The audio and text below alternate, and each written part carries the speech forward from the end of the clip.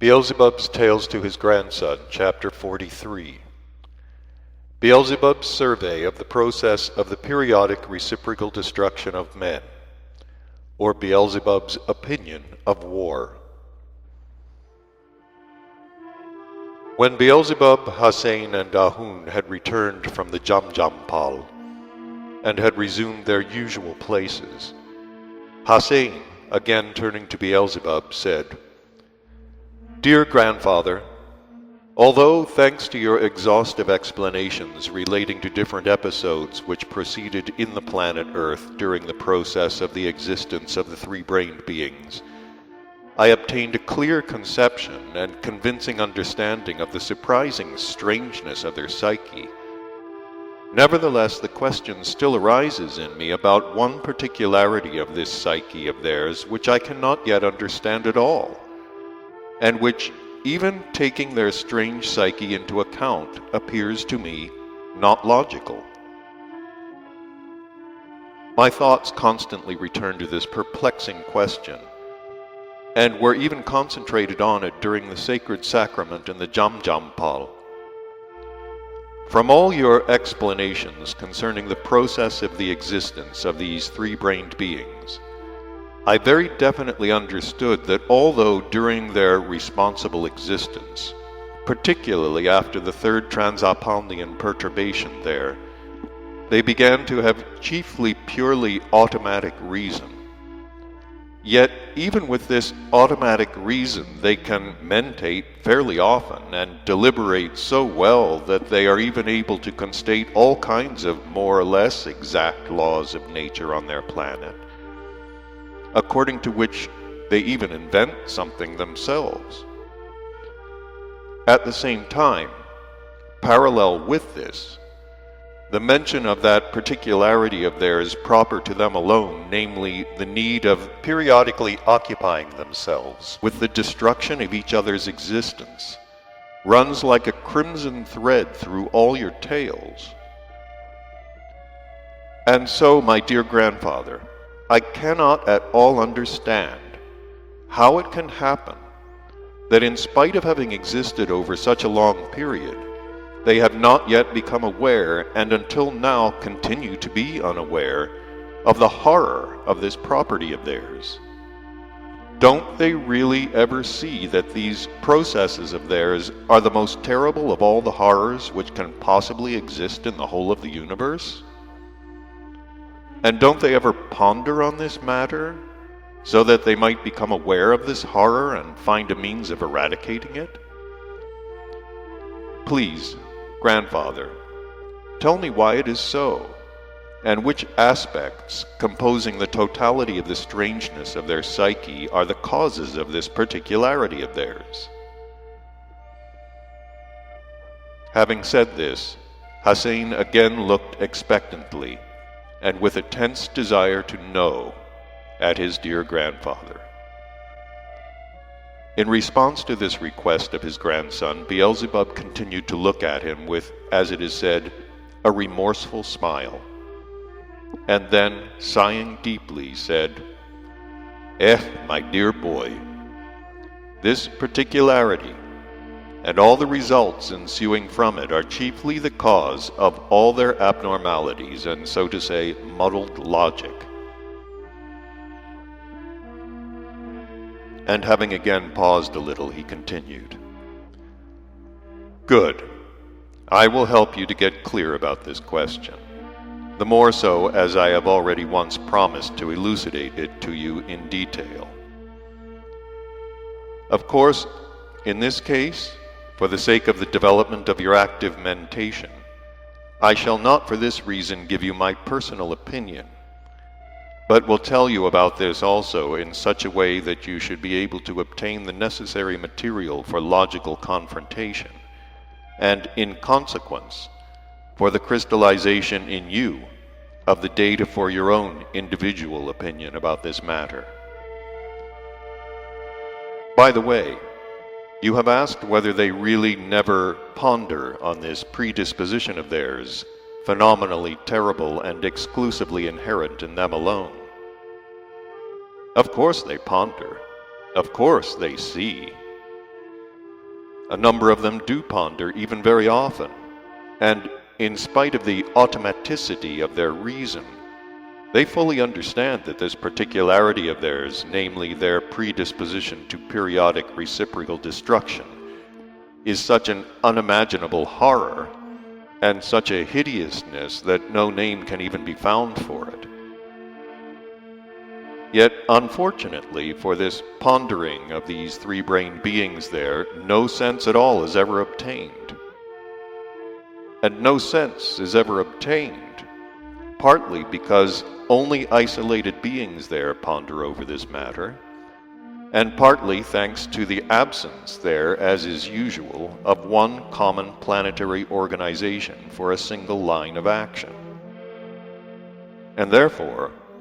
if even the mentioned isolated beings ponder over this question and can state something sensible about this horror,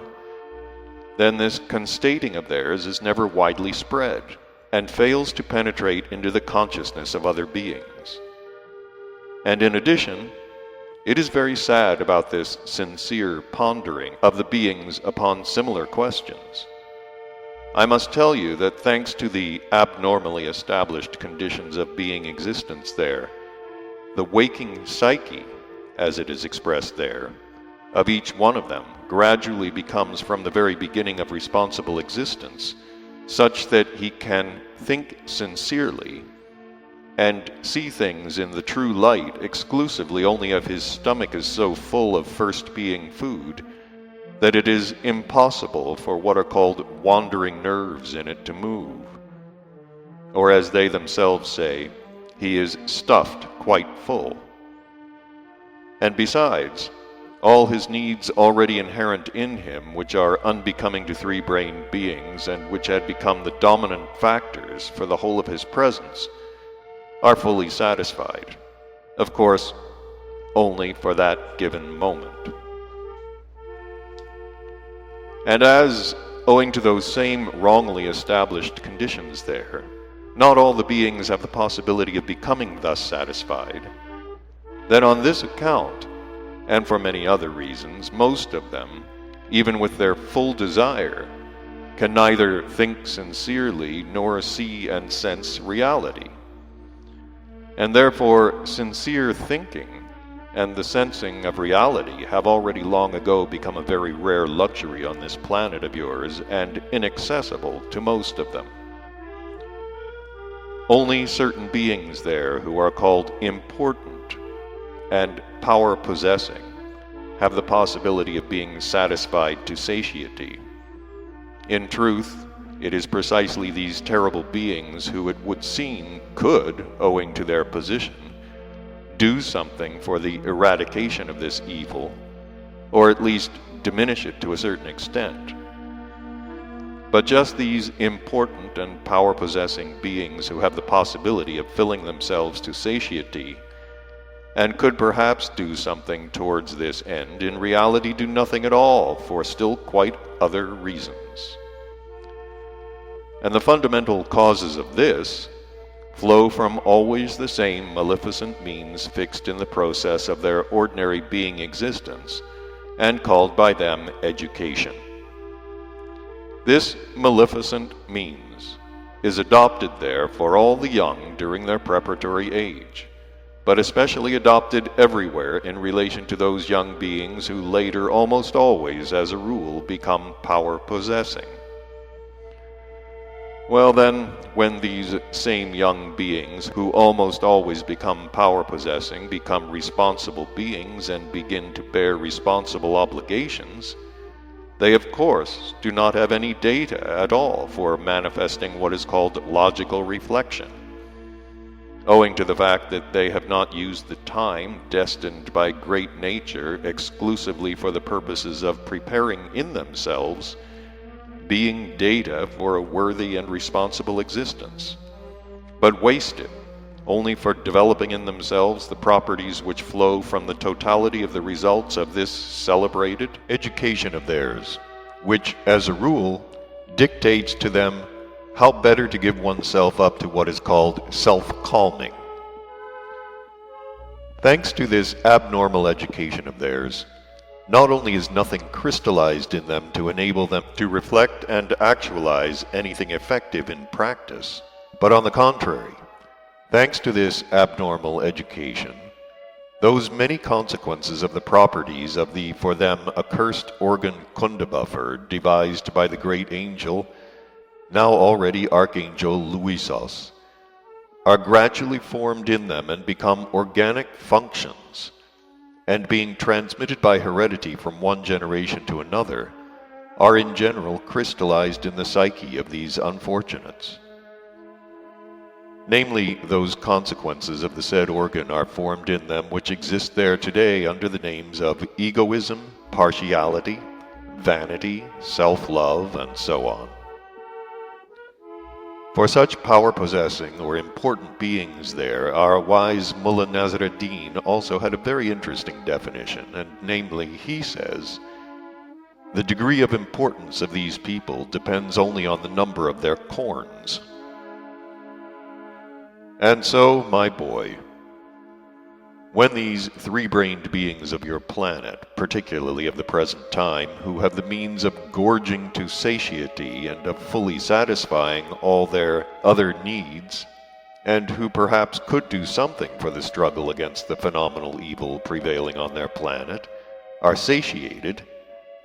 and their mentioned needs are satisfied,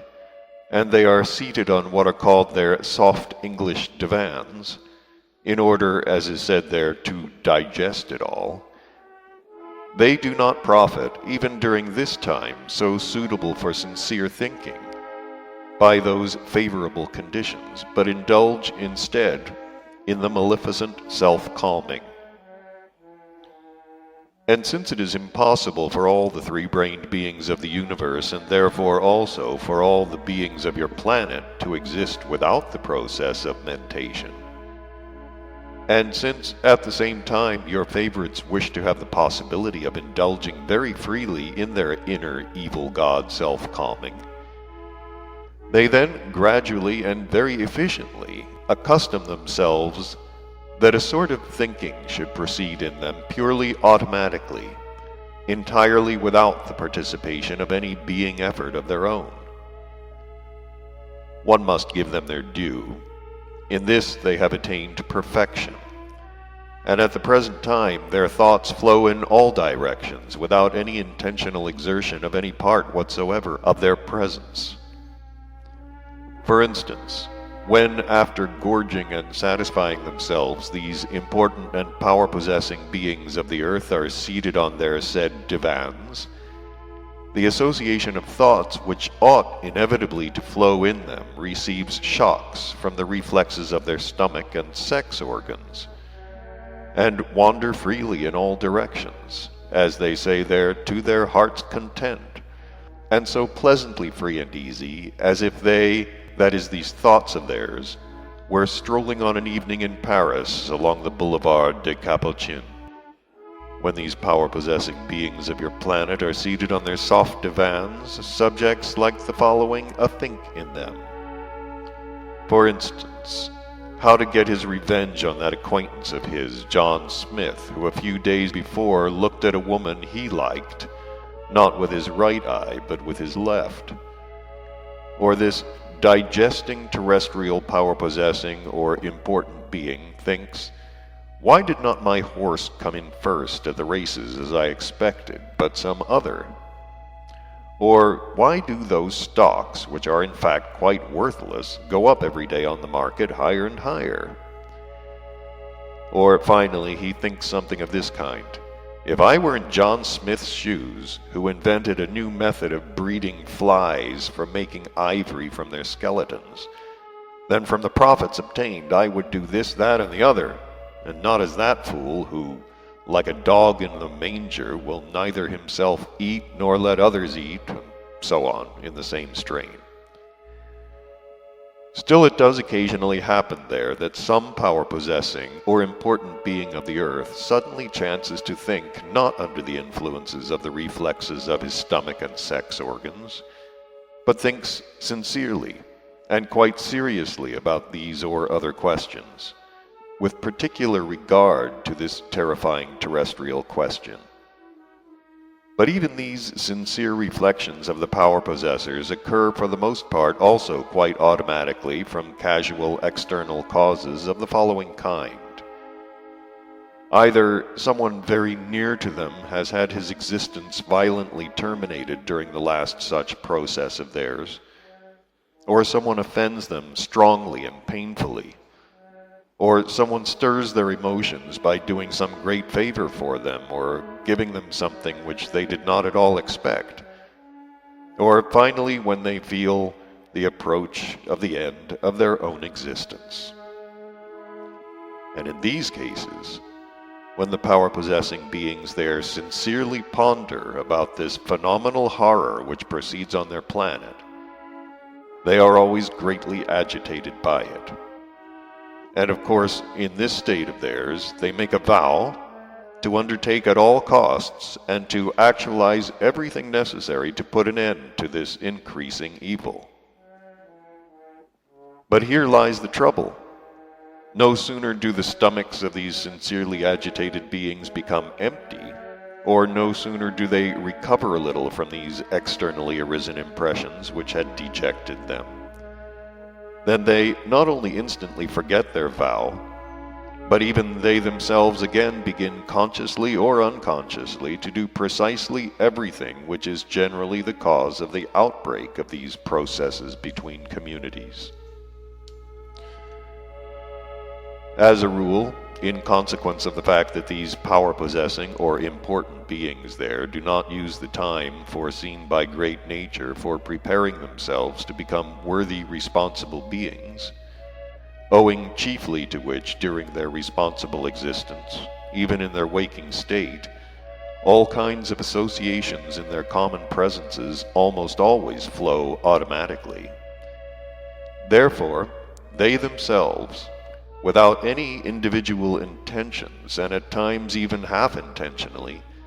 try to do everything in such a way that the next process of reciprocal destruction should occur sooner. And they even hope that this next process should proceed on as large a scale as possible. Such a monstrous need arises in their abnormal psyche, because they expect certain egoistic profits from these processes, either personally for themselves or for their nearest. And with their degenerated mentation, they even hope that the greater the scale of the next process, the greater the extent of the said profits to be obtained, either personally for themselves or for their nearest. It even sometimes happens there, my boy, that certain of the power-possessing and important beings among your favorites unite and form a special society with the aim of jointly finding out and actualizing in practice some possible means for the abolition of this arch-criminal property of theirs.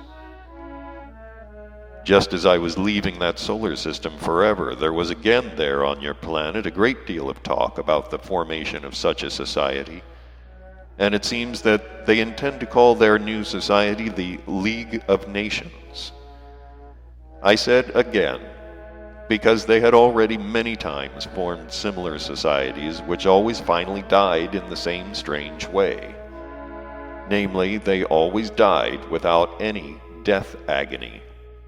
I very well remember when such a society first arose there in the town of Samonix,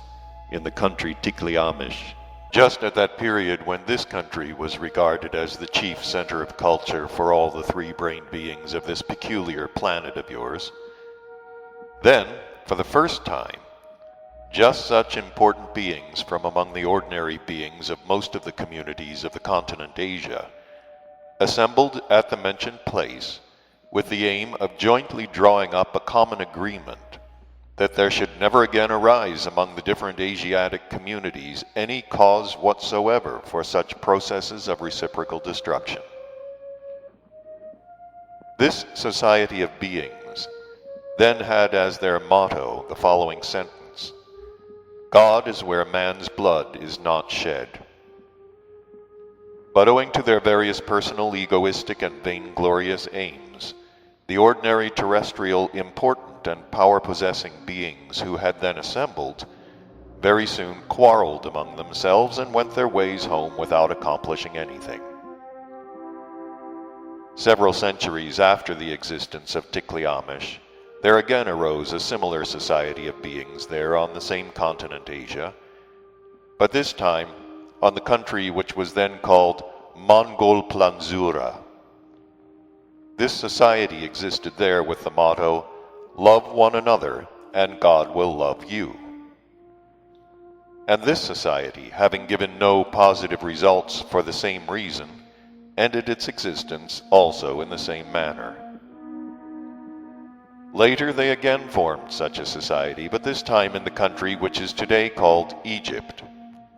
And this society began to exist there under the motto, "If you learn how to create a flea, only then dare you kill a man." Still later the same arose in the country Persia, where the following sentence was taken as the motto for this society of theirs: "All men are divine, but if only one is violently killed by another, then all will be as nothing." On this last occasion, which was quite recent, only about 4 or 5 of their centuries ago, such a society was formed also on the continent Asia, in the city which it seems was called Mosulopolis. And at their arising, this society was called "The Earth is Equally Free for All." But when some dispute shortly afterwards arose among the members, they renamed their society, and it later ended its existence under the new name of "The Earth Must Be Only for Men." The members of this latter society, namely "The Earth is Equally Free for All," might perhaps have accomplished something effective, because in the first place, they had as the basis of their aims an actualizable program, and secondly, because they were all, without exception, old and honorable beings who had already had a great deal of experience during their planetary existence,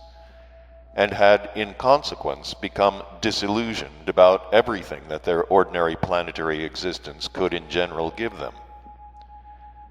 And thanks to this, they had fewer egoistic, vain, and other properties on account of which similar societies there usually break down. Above all, from this society something effective might have resulted, because there was not a single power-possessing being among them, since on account of their same egoistic and vainglorious aims, these beings sooner or later always dispatch all the accomplishments of any society whatsoever of a common planetary character of which they happen to be members, and moreover dispatch them with musical accompaniment, to the famous swine of our Mullah Nasruddin, which always gobble up everything without what are called parlor manners. These terrestrial power-possessing and important beings, particularly the contemporary ones, at times do not frustrate such national affairs from which they might expect considerable gain personally for themselves or for the beings of their own caste. From the tasks of such a society, good results might be obtained for all the beings of their planet without distinction of caste. But then,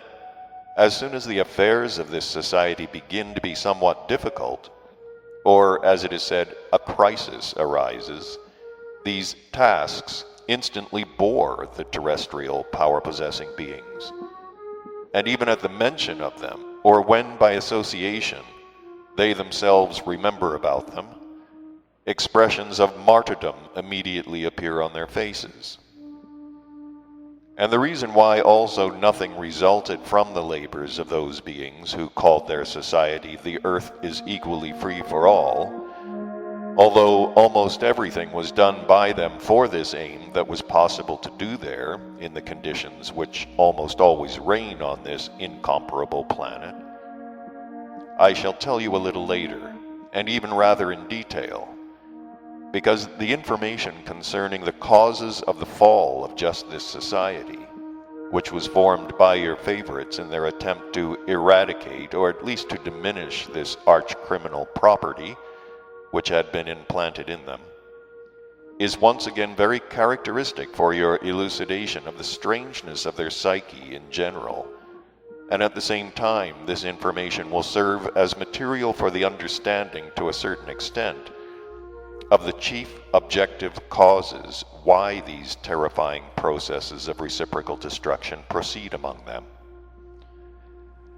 And now, as regards this contemporary society about which I spoke to you and told you that it was formed by the three-brained beings of your planet with the same aim of jointly elucidating and actualizing in practice corresponding measures for the total cessation on their planet of this terrifying process, and which contemporary society of theirs will be called, or is already called, the League of Nations, then if you wish to know my sincere opinion, I am more than sure that this time also nothing effective will come of it for two reasons. The first reason will become clear to you at the end of this tale of mine, and the second reason is that this property has already entered into the three-brained beings of that planet Earth, as is said, into their flesh and blood. And just as nothing could be accomplished by the beings of their planet of former epochs, who, becoming responsible beings, had even attained in respect of being at least to what is called self-remembering, then all the more nothing effective can be done, devised, or actualized by beings with that reason, which the beings of this contemporary society possess, and who in respect of being are only perfected to the degree which our dear Mullah Nasruddin defines by the notion expressed in the following words. Look, look, he already begins to distinguish Mama from Papa. Still, I must remark that these contemporary, important, and power-possessing beings, who are or will be members of this contemporary society, will achieve personally for themselves by this new contrivance of theirs one most formidable and most useful result. Namely, thanks to this official society of theirs, they will have still another, as it is said, very plausible excuse for drawing wool over the eyes of their what are called proprietresses, who are for these terrestrial contemporary power-possessing beings either their wife, mistress, mother-in-law, or finally the assistant in some large store, and so on. Whereupon, thanks to this new official society of theirs, they will have the opportunity of passing the time tranquilly among their friends, important and power-possessing beings like themselves. And at these official 5 o'clocks, which without doubt will be very often arranged ostensibly for affairs connected as it were with the aims of this important official society of theirs, they will be able to pass the time without the silent though terrifying glances and watchfulness on the part of their proprietresses. Such societies of power-possessing beings usually arise there at the beginning of the end of the great processes of reciprocal destruction, and almost each time they arise in the following way. A number of them, namely from among those power-possessors, personally suffered during their last process of reciprocal destruction such heavy losses, the momentum of the action of which had not yet ceased in their common presence, and had engendered for the general functioning of their psyche a certain combination, that the data in their subconsciousness for the arising of the being impulse named conscience had begun by itself to take part in the functioning of that automatic consciousness of theirs, which had already long ago become habitual to them. That is to say, there was obtained by itself in their general psyche that combination about which the most saintly Ashiata Shiyamash had dreamed for all the three-brained beings of that ill-fated planet. Well then, my boy, owing to this, when the said power-possessing beings meet together and discuss a great deal about this terrible property of theirs,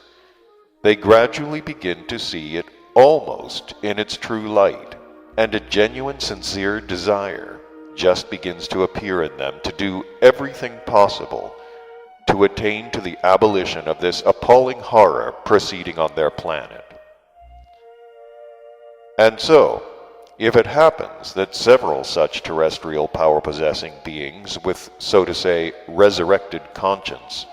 should chance to meet, and thanks to a long mutual influence, see and feel reality almost in its true light, then they unite in order jointly to find some possibility or other of actualizing these sincere wishes of theirs. In this manner, all such societies formed there usually begin. These beings might, perhaps, somehow or other achieve good results, but the evil lies in this, that as a rule, other of these terrestrial important and power-possessing beings very soon enter such societies and begin to take part in them. These latter enter and take part in the tasks of such societies not because their conscience also begins to speak, far from it. They join only because, according to all those same abnormally established conditions of ordinary being existence, they, being important and power-possessing, must as a matter of course be members of and participate in every important society.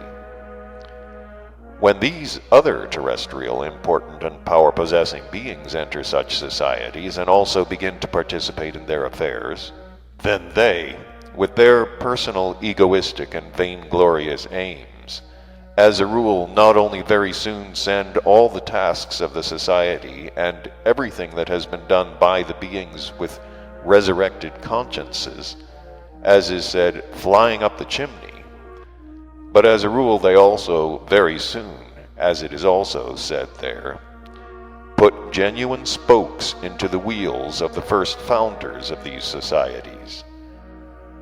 And therefore, these societies of beings which are formed there for a common planetary welfare always quickly die, and die, as I already told you, even without death agony.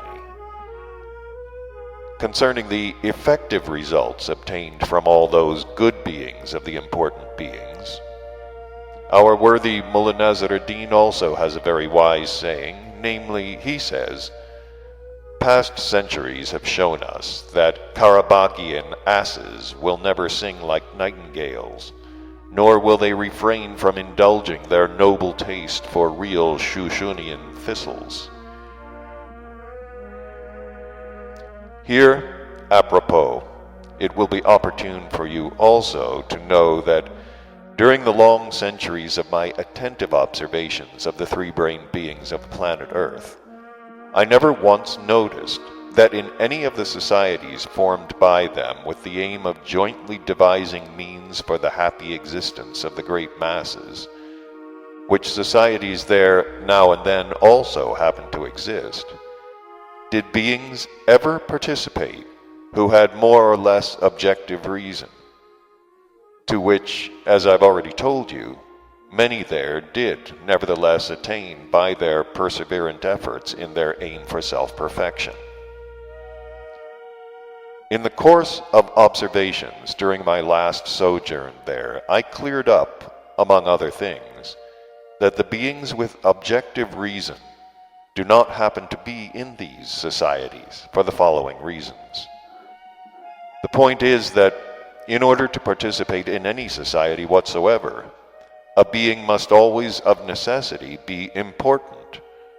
and such a being there among them, thanks once again to the abnormally established conditions of being existence,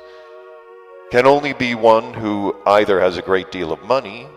or who becomes what is called famous among other beings there. And since, especially during recent times, only those beings can become famous and important among them in whom the mentioned sacred function, namely being conscience, is entirely absent, then in consequence of the fact that this sacred function in the presences of beings is in general always associated with everything that represents and is objective reason, then of course those three-brained beings with objective reason always have conscience as well, and consequently such a being with conscience will never be important among the other beings. That is why the beings with pure reason there never have had and never will have the possibility of taking part in the societies of beings who are formed of important and power-possessing beings. And regarding the same question, it happens there just as our dear Mullah Nasruddin has already once said, namely,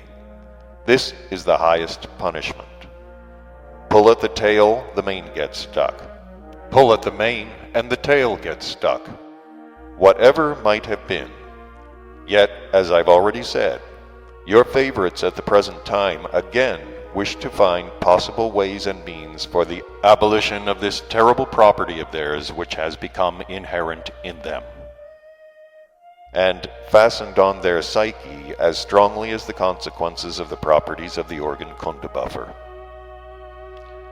And of course, these members of the contemporary society, the League of Nations,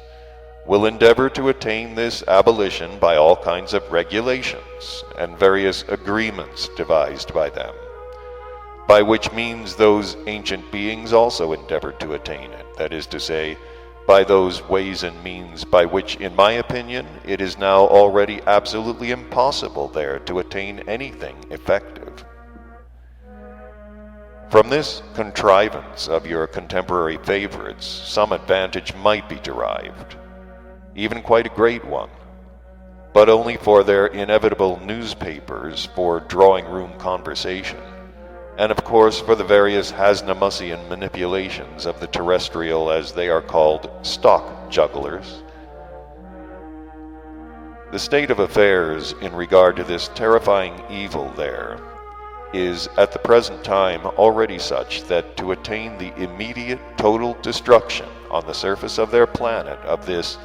as I said, hideous property which has already entered their flesh and blood, is not only a meaningless task for their miserable reason, but is in general almost impossible.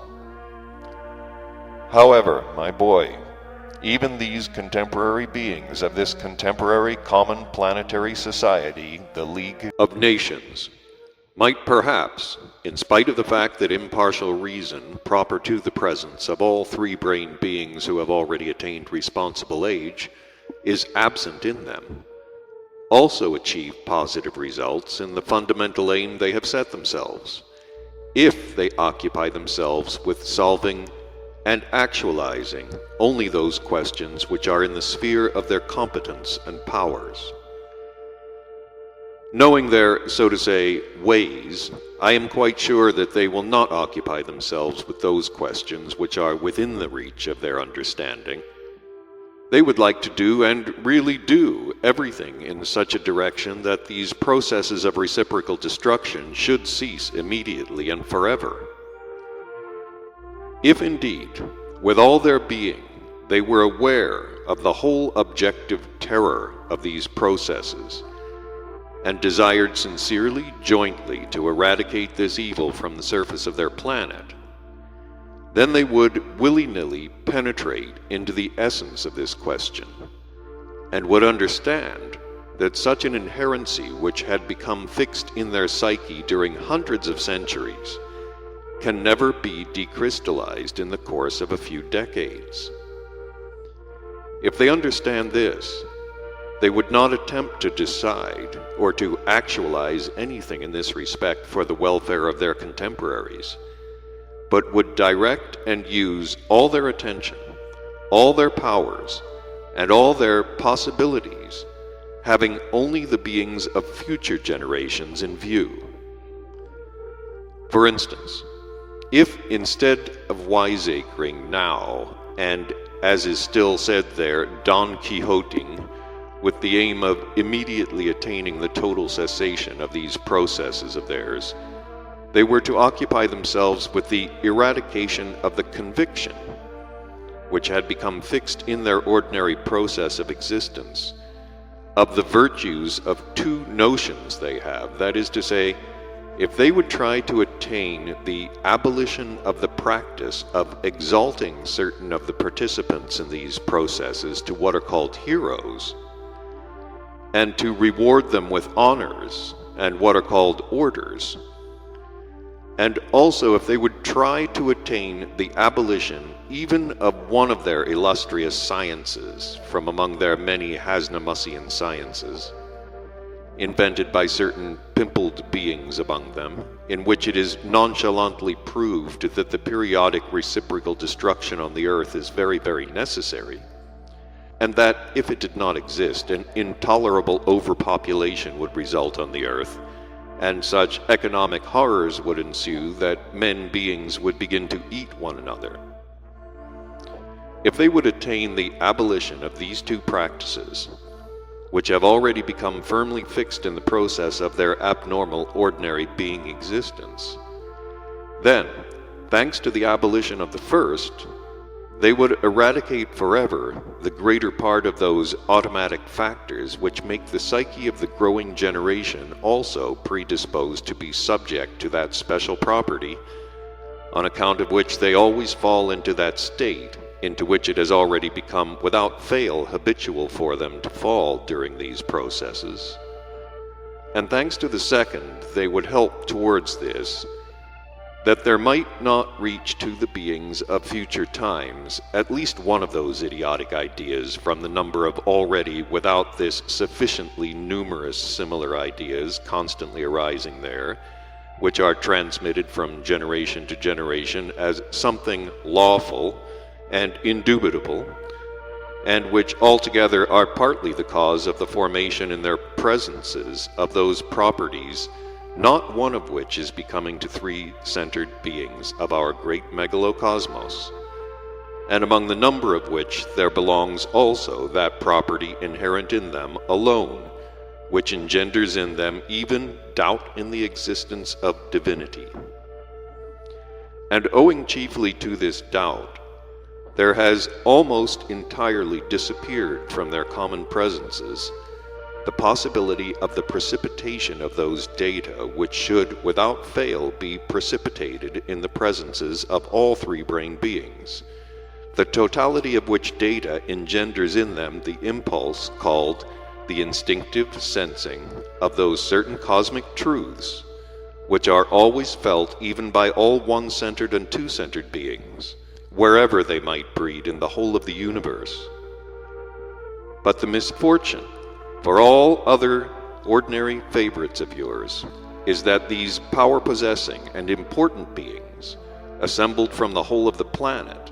do not begin to occupy themselves with these questions, considering them to be beneath their dignity.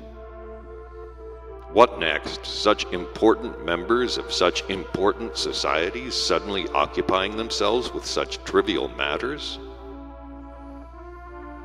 In general, in consequence of the fact that every kind of data for individual manifestation have already quite ceased to be crystallized in most of these three-brain beings who have taken your fancy,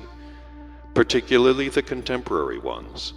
and they manifest themselves only according to the dictates of the consequences of the properties of the organ Kundabuffer. They therefore do not like to occupy themselves with such affairs which are within their reason and within their power, but occupy themselves always with decisions of such questions which are incomparably higher than their reason. Thanks to this feature of their strange psyche, one other peculiar and in the highest degree strange psychic organic need had been formed in them during the last 20 centuries. The chief manifestation of just this psychic organic need of theirs consists in this, that each of them must always of necessity, as they say, teach others sense, or put them on the right road. Do you know, my boy, my mentioning this exceptional feature of their character, inherent in all of them without exception, leads me to the thought of the desirableness of explaining to you at this point about their strange psyche, and to give you the advice, like that which that good old fellow our Ahun already once gave you, when I ended my explanation about the contemporary terrestrial illustrious art. He then said, among other things, that if for some reason or other you happen to exist there on the planet Earth, and to mix with these strange three-brained beings, then you must always be very careful with those contemporary types there who are called representatives of art, and never offend them, and thus not make violent enemies among them. At that time, our dear Ahum, bearing in mind their numerous weaknesses, such as their self-love, pride, vanity, and still many others, indicated to you in which cases just which of these specific properties of theirs it was necessary, as he expressed it, to tickle. He even then explained to you in detail about what and how it was necessary to speak to them, so that they should always have good relations with you, and so that they should always and everywhere praise you and only speak good about you. Concerning this advice of his, I can say nothing bad. It cannot be denied it is ideal for the types he mentioned. These contemporary representatives of art there, in fact, have in great abundance the specific properties enumerated by our dear Ahun, and if on each occasion you tickle these particular properties of theirs, they will indeed worship you, and in everything always behave towards you not worse than those who were called their Asclean slaves. But though this advice of his is excellent, and even indispensable for existence among them, I personally do not consider it practical for you. Not practical in the first place, because since not all the beings of the earth are like representatives of art, this advice does not apply to all of them in general. And secondly, because it will be inconvenient for you always to have to remember all these numerous particularities, and each time to stop and think on which occasion which of these numerous weaknesses of theirs must be tickled. I wish to point out to you one great secret of their psyche. Namely, I wish to point out to you only one particularity of theirs, which, if you know how to profit by it, might create in each one of them the same effect in their manifestations about which Ahun spoke. If you will act upon them through this same particularity, then you will not only be in very good terms with them all, but even if you wish, you will be able, knowing this secret of their psyche, fully to ensure your tranquil and happy existence there as regards money necessarily required there, as well as other conveniences. The taste and blissful significance of which our dear teacher expressed by the words, roses, roses. You no doubt, my boy, have already guessed that by this secret of their psyche I refer just to this same, as I call it, psycho-organic need of theirs to teach others sense, and to put them on the right road. This special property formed in their psyche, thanks of course always to the same abnormally established conditions of ordinary being existence, becomes, as it were, when each of them already becomes a responsible being, an obligatory part of his presence. Everyone there, without exception, has this psycho-organic need. Old and young, men and women, even those who they call prematurely born. The mentioned particular need of theirs arises in them in its turn,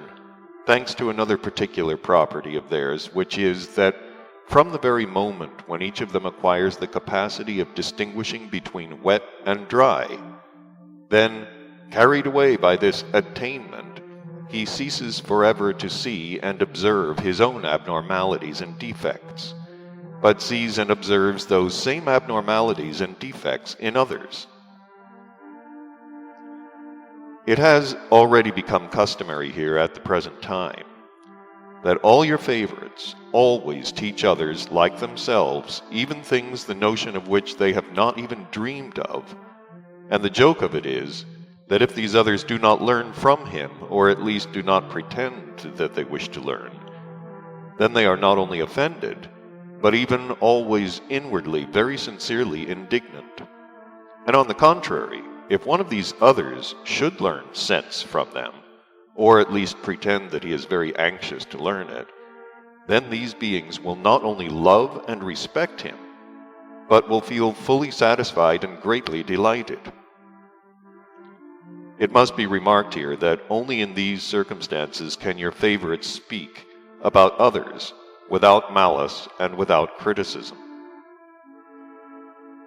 And so, my boy, I strongly advise you that if for any reason you have to exist among them, always pretend that you wish to learn something from them. Act in the same way towards their children, and then you will not only be on excellent terms with them all, but the whole family will even look on you as the honored friend of the house. Always remember that any one of them, however insignificant he himself may be in essence, looks down, owing always to his self-conceit ensuing from this particular property, with contempt upon the conduct and actions of others, especially if their conduct and actions sharply contradict his own subjectively established point of view. And in these cases, he, as I've already said, usually becomes inwardly, sincerely offended and indignant. I might as well here remark that thanks to this property of your favorites always to grow indignant at the defects of others around them, they make their existence, already wretched and abnormal without this, objectively unbearable. Thanks to this constant indignation, the ordinary being existence of these unfortunates flows almost always with unproductive, what are called moral sufferings. And these futile moral sufferings of theirs continue, as a rule, by momentum, to act for a very long time on their psyche, so to say, zemzekionally, or as they would say there on your planet, depressingly. That is, they ultimately become, of course without the participation of their consciousness, instruarian, or as they would say, nervous. And then they become, in the process of their ordinary being existence, completely uncontrolled, even in those being manifestations of theirs which have nothing in common with the primary cause which have evoked this instruarness or nervousness of theirs. Only thanks to this property of theirs alone, to be indignant at the defects of others, their existence has become gradually even arch-tragic comic. For instance, at every step there, you meet a picture of this sort. These freaks lose, so to say, that outer mask which, thanks to the same maleficent means existing there called education, most of them have little by little learned to wear from their childhood, and thanks to which they can very well conceal their genuine inner and outer trifling significance from others. And in consequence, they automatically become slaves of others to the degree of humiliation. Or as they themselves say there, they fall as regards all their inner experience under somebody's thumb. For instance, under the thumb of wife or mistress, or of such another who by some means has ferreted out that inner insignificance of the given terrestrial being, and thus the latter ceases to have for them this artificial mask. And indeed, it is just such a terrestrial being under somebody's thumb who, as a rule, is more indignant than anyone else at other beings of their planet, as for instance at some king, who for some reason or other is unable to keep in submission tens or hundreds of thousands of his community. And it is just such beings who are under somebody's thumb who usually write various manuals in which they show in detail how and what must be done for the good government of others. Or again, when one of the contemporary beings of this peculiar planet, whose heart, as they say, always sinks into his boots from fright, when, for instance, a mouse runs past him, learns that so-and-so, on meeting a tiger, felt a little timid, then this hero will be inwardly extremely indignant with him and will, without fail, in conversation with his friends, foaming at the mouth,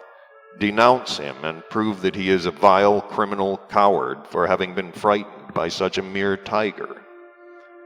And yet again the various books and manuals concerning also what must be done and how, and what must not be done on meeting a tiger or other similar being,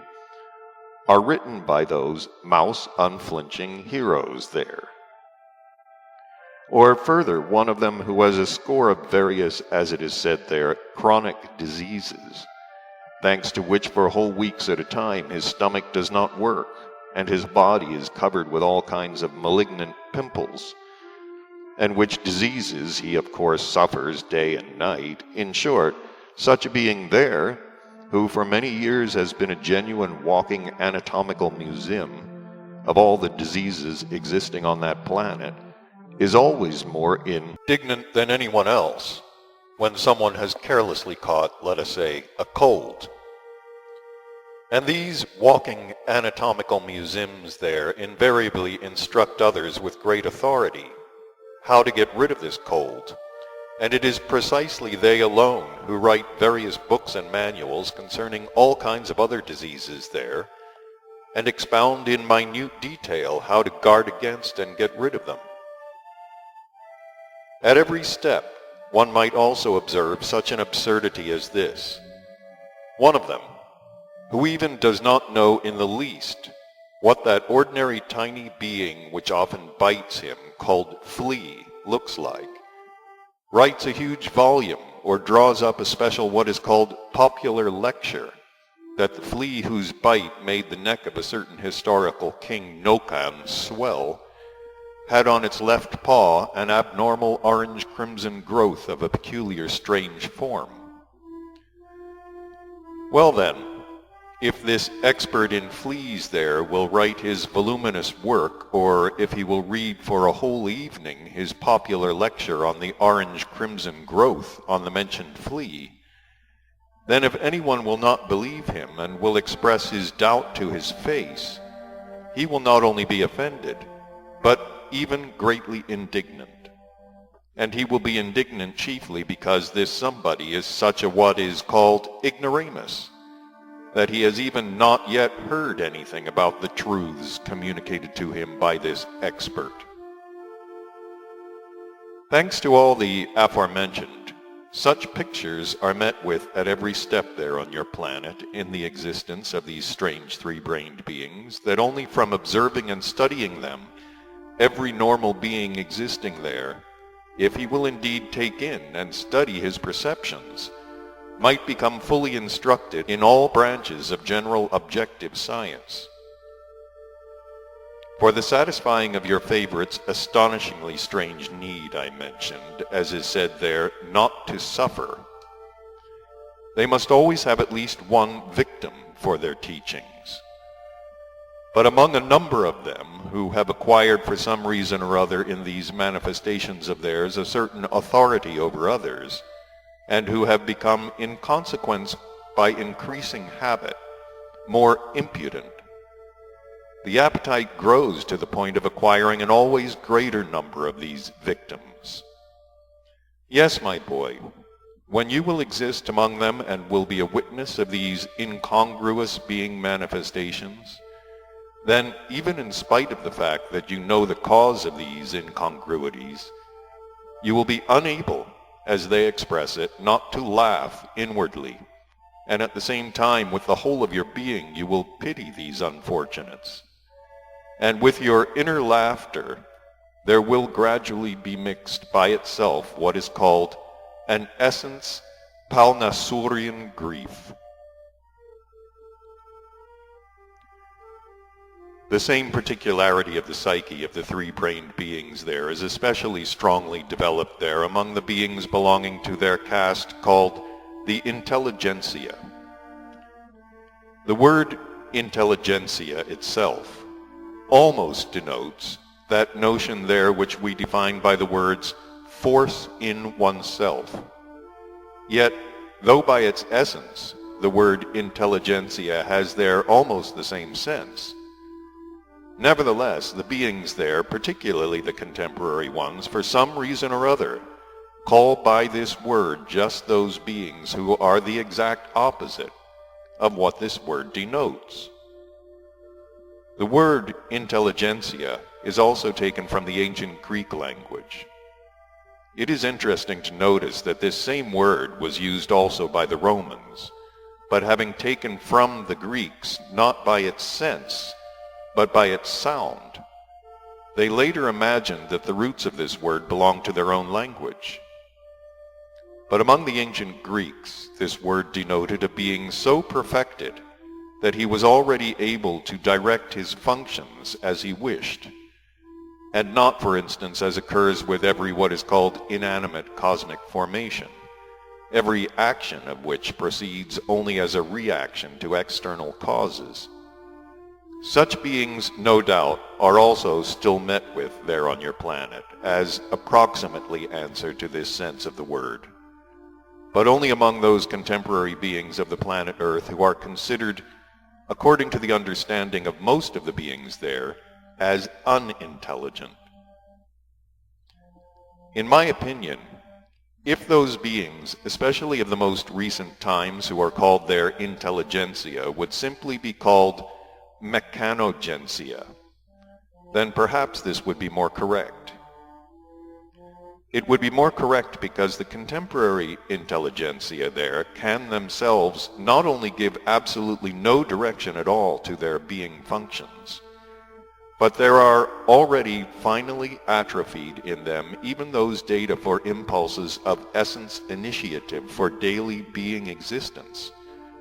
which in general are always placed by Great Nature herself in all three-centered beings at their arising. During their responsible existence, these intelligentsia beings there always act or manifest only when they receive corresponding shocks from outside. And it is these same shocks proceeding from outside which give them the possibility of becoming correspondingly animated and of experiencing, only through the unrolling of the series of former corresponding automatic perceptions already present in them, and not depending at all on their own wish or will. And these external shocks of theirs for the said kind of experiencing are usually, in the first place, animate or inanimate things accidentally coming within the sphere of their organs of perception of visibility. Secondly, the various beings they met. Thirdly, the sounds or words reverberating where they happen to be. Fourthly, scents, accidentally perceived by their sense of smell. And finally, unaccustomed sensations that proceed from time to time during the functioning of their planetary body, or as they say, their organism, and so on. But never do their outer manifestations in general, nor those inner being impulses of theirs, which ought to be under the directive of their being I, proceed according to their own wish, resulting from the whole of their entire presence. I must here tell you further that certain of those terrestrial intelligensics, in whom during the period of their responsible existence certain already established forms of their inner functioning have, for various reasons, become definitely changed, are no longer called by other terrestrial beings intelligensics, but are given other names composed of different words, or more exactly of the roots of the words of ancient Greek. Namely, they name them bureaucrats, plutocrats, theocrats, democrats, zebrocrats, aristocrats, and so on. The first of the names enumerated, namely bureaucrats, is given to those intelligensics in whom the series of their ordinary automatic associations already present in them, which engender experiencings, are limited. That is to say, however varied the shocks coming from without may be, associations are evoked in these bureaucrats of always the same experiencings, which, thanks to the frequent repetition, acquire their own specific character and manifest quite independently without the participation of any separate spiritualized being part whatsoever of their common presence. And as regards the beings of the second of the enumerated states, that is, those who also, after a certain transformation of their psyche, are called by other beings plutocrats, then to the beings thus called, those of the intelligensics there are promoted who previously, during the period of their responsible existence, were able very artistically to get all the honest, that is, naive, fellow countrymen of theirs they came across into their toils, thanks to which they become the owners of a great quantity of what is called their money and slaves. Here, bear in mind that it is just from these terrestrial types that most Hasnamus individuals arise. When I was there during my investigations of the questions which interested me, I chanced to learn the secret of the origin of this word plutocrat. As I've already told you, during the last 25 centuries there, every suspicious notion and every suspicious thing has for some reason or other been called by ancient Greek words. Likewise, these names as bureaucrats, aristocrats, democrats, and so on, which express in themselves suspicious notions, are also composed of two ancient Greek words. For instance, the word bureaucrat consists of two words, bureau, which means chancellery, and krat, which means to keep or to hold. And both of these words together mean those who manage or keep the whole chancellery. And as regards the word plutocrat, it seems that the history of its origin is somewhat different and does not go very far back. This word was formed only 7 or 8 of their centuries ago. Although these types already existed in ancient Greece also, yet they were then called there plusiocrats. Several centuries ago, however, when many of these types were developed there, and when it became clear that the other beings of the earth had somehow to dignify them with a title, then those beings there, who at the time were in charge of such questions, invented for them this name plutocrat. It seems that they then deliberated and pondered a very long time precisely what name to invent for them. They deliberated and pondered a long time because they already very well understood that these types on their planet are scoundrels of the deepest dye, and already, so to say, saturated by every kind of Hasnamusness to the marrow of their bones. At first, in order to dignify them, they wished to invent some or other very forceful word corresponding to their inner significance. But later they became afraid of doing so because these terrestrial types, thanks to what is called ill-gotten gains, had already then acquired force and power, far greater perhaps than that of their kings. And they were afraid that if they dignified them by just such a word as would define their real significance, then they might be greatly offended and begin to do still more harm to the other beings. And therefore they ultimately decided to be cunning and invented this word, thanks to which they could call them by their real name and at the same time appear to dignify them. The mentioned beings of that time achieved this in the following way. As the title of these terrestrial types had of course also to be composed of two ancient Greek words, and as all such names have the ancient Greek word krat as their second half, then in order that the new word might not strike anyone's eye, they left in it the same ancient Greek consonants. The first half, however, of this word was not taken from the ancient Greek as was usually done, but from the what is called Russian language. Namely, they took the Russian word plut. In Russian, plut means rogue, and in this way obtained plutocrat. These terrestrial beings then indeed attained their aim as perfectly as possible, because at the present time there on your planet, both these terrestrial parasites themselves and also all the other beings of the earth are quite content with his title. These terrestrial monsters are so satisfied with their title that out of swagger they go about in top hats even on weekdays. And the other terrestrial beings are also satisfied, since they call these freaks by their genuine names, not only without making them angry, but even causing them to strut like turkey cocks.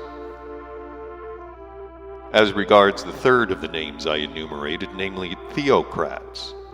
by this title those intelligensics there were then dignified, in whose common presences, in the psycho-organic sense, there proceeded almost the same perturbation as in those who became plutocrats. The difference between the plutocrats and the theocrats there is only this, that the first act upon their surroundings for the satisfaction of their Hasnamussian needs through that function which is called among them trust, while the second act through that function which has gradually replaced in your favorites the sacred function that serves all the three-brained beings as one of the three sacred paths of self-perfecting. And this function they call by the name faith. In order that you should obtain a more complete notion about these theocrats, it will be sufficient if I relate to you once more one of the sayings of our highly esteemed Mullah Nasr ad-Din. Concerning these theocrats there, he once uttered something very strange. Namely, he said, "Isn't it all one to the poor flies how they are killed? By a kick of the hooves of horned devils, or by a stroke of the beautiful wings of divine angels?" And concerning those types there whom all others call democrats, it is first of all necessary to tell you that these types there do not always come from the, so to say, hereditary intelligensics. For the greater part, they, in the first place, happen to be simple, ordinary terrestrial beings, and only afterwards, when they chance to become intelligensics, and when, with functions present in them, degenerated also from the sacred function of conscience, almost the same proceeds in them as among the future plutocrats and theocrats. They are transformed into just these democrats. Here it might as well be remarked that when some of these democrats, for some reason or other, occasionally occupy the places of the power-possessing beings, then a very, very rare cosmic phenomenon sometimes occurs from their actions. Namely, as Mullah Nasr ad-Din says, the very corns turn pedicures. And this rare phenomenon occurs, in my opinion, because when the democrats there chance to occupy the places of the power-possessing beings, they have in themselves no inherited aptitudes at all for instinctively being able to direct others, and in consequence they are quite unable to direct the existence of beings who happen to be in their power.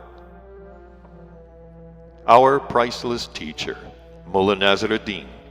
has also, for these terrestrial types, a corresponding sentence. Each time he recites it, he first raises his arms to heaven,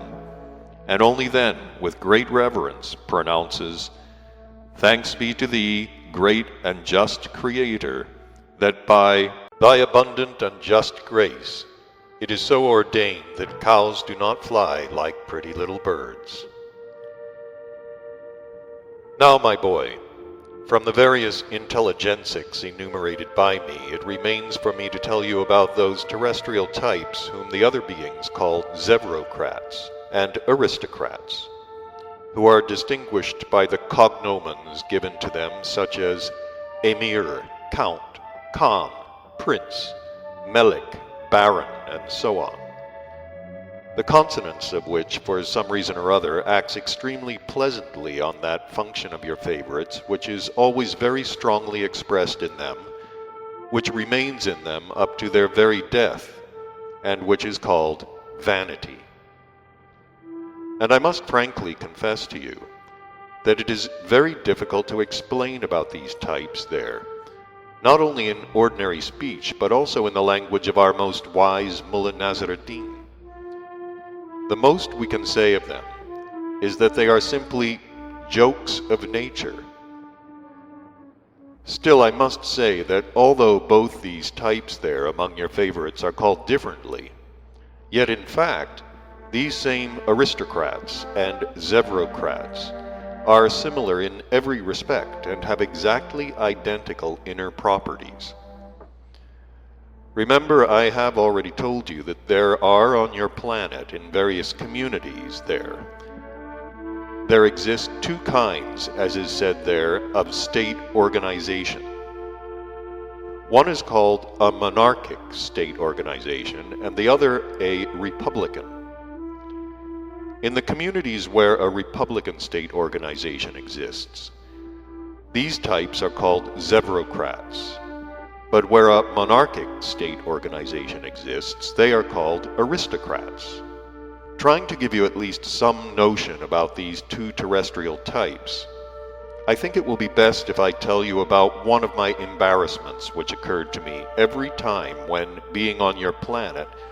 I accidentally happened to meet these misconceptions. At chance meetings with them, one thing chiefly surprised me. How could this kind of terrestrial three-brained type exist on your peculiar planet almost as long as the other three-brained beings there? Such a question was evoked in me by the beings there who belong to the caste of the bureaucrats.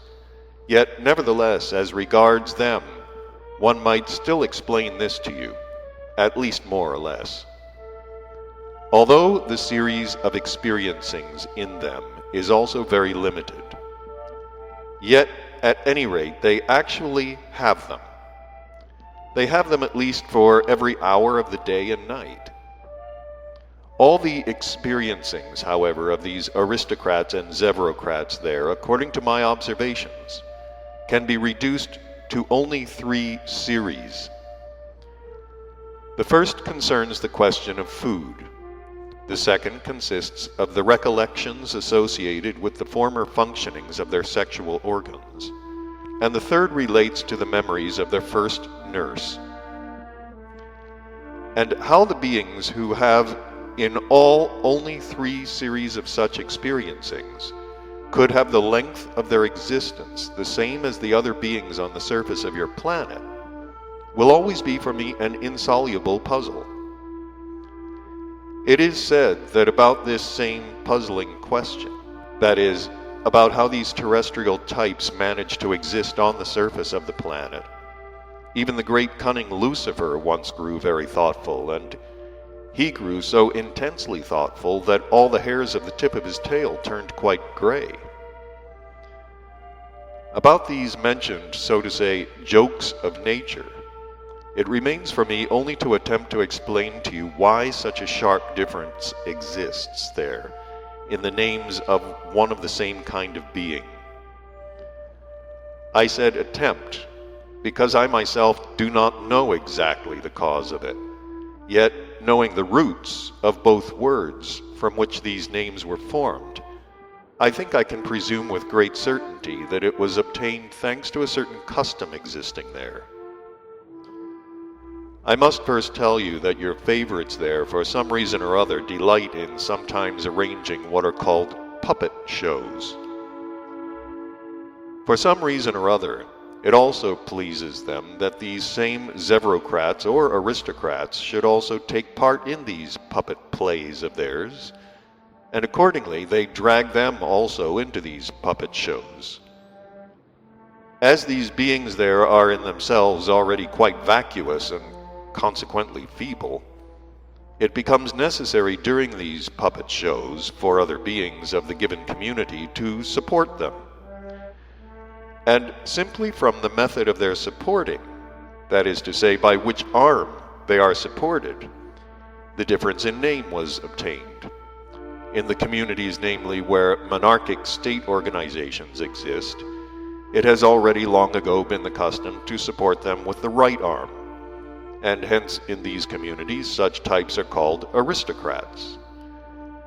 And in the communities in which a republican state organization exists, they are supported with the left arm, and hence they are called zevrocrats. Concerning in general a similar difference in the names there of terrestrial beings, another remarkable saying of our wise Mullah Nasruddin comes to mind, which he himself once told me personally. Once we spoke about the difference in the legal proceedings in the sentences passed between the Turkish and Persian qazi, that is, magistrates, and concerning the equality of their justice, he then said, my dear friend, is there such a thing anywhere on earth as a wise legal examination of men's guilt? The qazi are the same everywhere, only their names are different. In Persia they are called Persian, in Turkey, Turkish, and that is just as it is everywhere on earth. Donkeys are alike, they are only differently called. For instance, the species of donkey breeding in the same Caucasus is called Karabagian,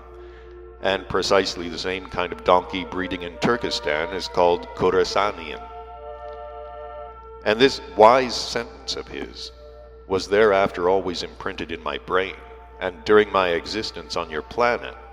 I always remembered it when I had any comparison to make. May his name be praised forever on that planet where he arose and was formed. And so, my boy, I repeat once more, if for some reason or other you have to be on their planet, bear in mind that the weakness about which I've told you is most strongly developed in the most ordinary intelligentsics there, and in those who ordinarily spring from them and belong to one or another of the enumerated castes with the names ending in krat. Well now, my boy, after this digression, which I've made for your practical benefit, let us return again to the serious question touched upon. I shall begin with a history promised you about how the Society of Terrestrial Beings, which had as its motto, "The earth is equally free for all," arose and fell, because the information about this will give you the possibility to understand well just about the first and chief cause why there on your planet this terrible process of periodic reciprocal destruction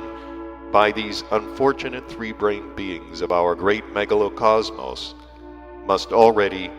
almost inevitably proceed. And likewise, you will learn how the, so to say, local nature, when something unforeseen hinders its correct functioning for the purposes of the common cosmic trogo-autoegocrat, adapts itself so that its results should correspondingly blend with the harmony of this most great cosmic law. The said Society of Terrestrial Beings men arose, as I've already told you, 6 or 7 centuries ago on the continent Asia, in a town then existing under the name of Mausolepolis.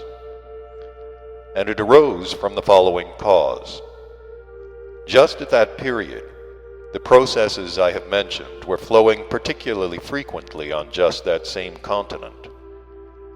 These processes occurred partly between different communities and partly within the limits of these communities themselves. And these latter processes afterwards came to be called civil wars. One of the chief causes of these terrible processes, which became frequent both between and within communities on the continent Asia, was, at that period, a religion, then only just formed, which had been fantastically founded on the teachings of a genuine messenger of our endlessness, Saint Mohammed. The foundation of the said society was then first laid by the brothers of the fraternity then existing in Central Asia under the name of the Assembly of the Enlightened. Here it must be noticed that in those days the brothers of this fraternity were beings who were very much venerated by other three-brained beings around them of almost the whole of that planet. And hence this brotherhood was sometimes also called the assembly of all the living saints of the earth. This brotherhood of the three-brained terrestrial beings had already long before been formed of such beings who had also noticed in themselves the consequence of the properties of the organ Kundabuffer, and had banded together to work collectively for their deliverance from these properties. And so, when on their continent Asia these terrible processes of reciprocal destruction there became already too frequent, certain brothers of the said fraternity, with the most venerable brother Olman Tabur at their head, just decided for the first time to try whether it would not be possible to obtain by some means, if not the total abolition of this terrible phenomenon proceeding on their planet, at least the reduction of this crying evil. Having devoted themselves to the carrying out of this decision of theirs, they then began to visit various countries of the continent Asia, and everywhere very movingly preached the colossal criminality and sin of these actions of men, and in this way they found many people earnestly with them. And as a consequence of all their impartial and truly philanthropic labors, there was formed in the city Mausolepolis the mentioned large and serious society of men beings under the title, "The Earth is Equally Free for All." Already quite from the beginning, the members of this society of men beings actualized to this end many things which no beings of the earth either before or since were able to actualize. And they were able to do this only because the program itself, from the very beginning, was very well drawn up in respect of its actualizability in the conditions existing there. Among other things, there entered into the fundamental program of this society gradually to act in such a direction as would enable them to obtain a result. In the first place, the actualization for all the beings of the continent Asia of one common religion, which they wished to base upon the teachings of the sect of what are called the Parsis, only changing it a little. Secondly, one common language. And for this common language, they wished to adopt what is called the Turkoman language, the oldest on the continent Asia, and one whose roots had already entered into very many Asiatic languages. And thirdly, there entered into the fundamental program of this society, finally, to bring about the organization in the center of Asia, namely, in the city Marjalan, the capital of what was called the Verkhanian Khanate, of a chief and basic government for all the countries of Asia under the name of the Council of Elders, the members of which had to be honorable beings from all the Asiatic communities. It had to be named so because only the oldest and the most deservedly honorable beings could participate in it. According to their understanding, only such beings of their planet are able to be impartial and just toward other beings of the earth, irrespective of to what religion or nationality they belong. Among the members of this society, then, in the city Mausolepolis, there were already beings belonging to almost all the Asiatic communities. Among them were also those called Mongols, Arabs, Kyrgyzs, and Georgians, Little Russians and Tamils, and even the personal representatives of the then famous conqueror Tamerlane. Thanks to their intensive and indeed impartial and unselfish activities, those increasing wars and civil wars on the continent Asia began to diminish, and it was anticipated that many other good things might still be done for this same end. But something just then happened, which began the breakup also of this society of effective men beings of that unparalleled planet. And everything subsequent came about through the influence of a then very famous philosopher, Artanach, and his theory expounded by him in a treatise under the title, Why Do Wars Occur on Earth? When this philosopher made his appearance among the members of this society, all their notions were confounded. I know very well the history of this same philosopher, Atarnach, also, because during my studies of ever the same consequences of the creations of the most saintly Ashiata Shiyamash, it became necessary for me to learn in detail about his activities also, and of course also about himself. This philosopher, Atarnach, was born in that same city, Mausolepolis, in a family of those who are called Kurds. He, on attaining responsible age, became for the planet Earth a very great learned being. In the very beginning, this same Kurd, Atarnach, perseveringly studied during many Earth years every possible question which it seemed to him might give him an answer to the question, what in general is the sense of man's existence? And during his study of these questions, it seems that by some means there fell into his hands a very ancient but well-preserved what is called Sumerian manuscript. This manuscript was well preserved because it had been inscribed on the skins of being snakes called Kalyanjesh, with the blood of the being Chirman. As my investigation made clear to me, the contents of this manuscript, inscribed by some ancient being, extremely interested the philosopher Atarnach, who was particularly struck by that place of the manuscript where, as presupposed by this ancient learned being, it was said, in all probability there exists in the world some law of the reciprocal maintenance of everything existing. Obviously, our lives serve also for maintaining something great or small in the world. This idea, expressed in the ancient manuscript, so captivated the philosopher Atarnach that thereafter he devoted himself wholeheartedly to the study of only this aspect of the question which had interested him. This idea served as the basis for his whole further plausible theory, which, after minute researches during several years and elaborate experimental verifications of his own conclusions, he expounded in his chief work under the name, Why Do Wars Occur on the Earth? I became acquainted also with this theory of his. It was indeed near to reality. All the suppositions of this Kurd, Atarnach, were very similar to the great fundamental cosmic law Trogo-Autoegocrat existing in our universe,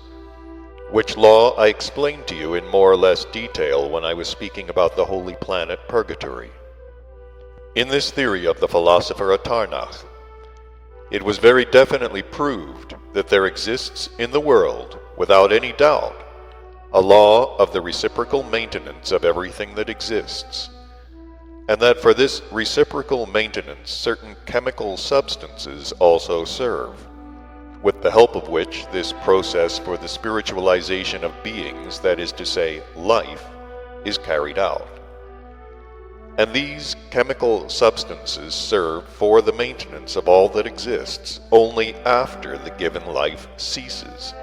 that is, when a being dies.